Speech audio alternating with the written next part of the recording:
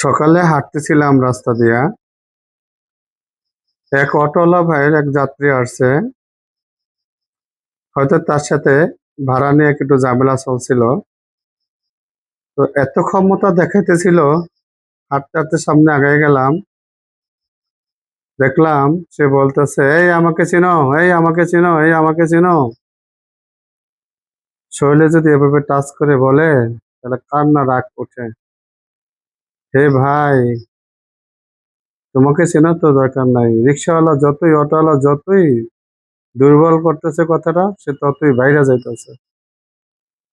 আল্লাহ! আমি পচা গন্ধা নর্দমার থেকে আসছি, তুমি ঠিক সেই জায়গা থেকে আসছো। তাহলে আমাদের এত অহংকার কেন, এত বড়ত্ব কিসের? সব ছেড়ে চলে যেতে হবে ভাই, দুনিয়া সব কিছু ছেড়ে চলে যেতে হবে, অহংকার ছেড়ে দেই, আল্লাহ তাআলার হুকুমে অনুযায়ী চলার চেষ্টা করি। আমিন। খুব খারাপ লাগতেছে।